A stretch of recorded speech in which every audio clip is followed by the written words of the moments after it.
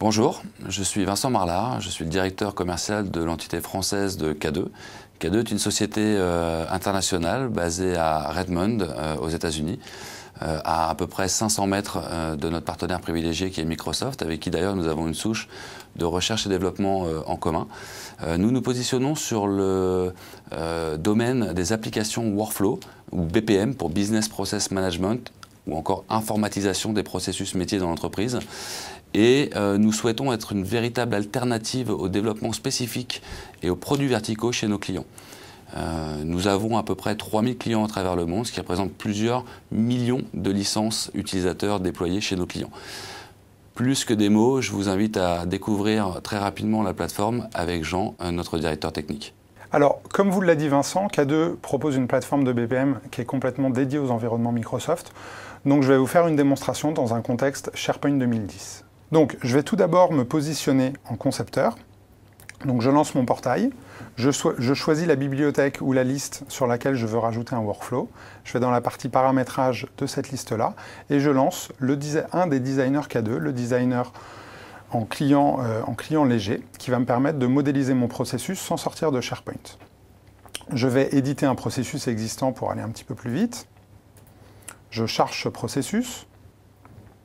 Je retrouve le workflow ici avec la validation, la demande de modification, la possibilité de boucler entre ces deux étapes.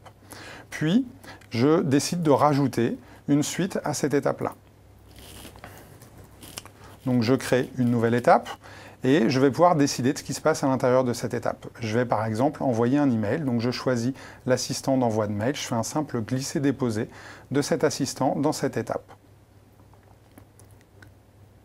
Je paramètre l'auteur, le destinataire, le sujet, je peux mettre des informations en dur, je peux récupérer des informations contextuelles à mon workflow, donc par exemple l'email du demandeur, des informations contextuelles à mon formulaire, donc par exemple le produit, le prix, etc., etc. Une fois que j'ai fini de configurer mon mail, je peux terminer l'assistant et j'ai plus qu'à déployer mon workflow pour faire tourner cette version sur la production.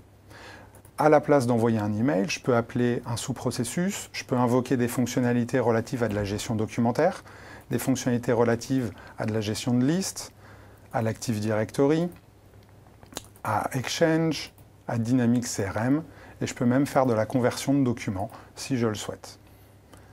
Je vais à présent me positionner dans un contexte utilisateur.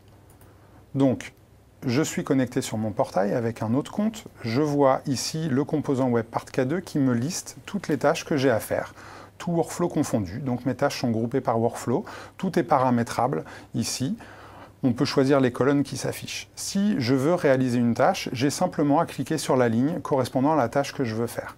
Donc je vais charger ce formulaire-ci. Ça me charge cette fois-ci un formulaire Infopass. Je vois les informations qui vont me permettre de prendre une décision, puis je vais pouvoir prendre ma décision ici. En haut du formulaire, on a inséré un lien qui nous permet d'accéder au suivi graphique K2, le suivi graphique étant le composant qui nous permet de nous situer à l'intérieur du workflow, de savoir combien de tâches il reste à faire après que j'ai pris ma décision.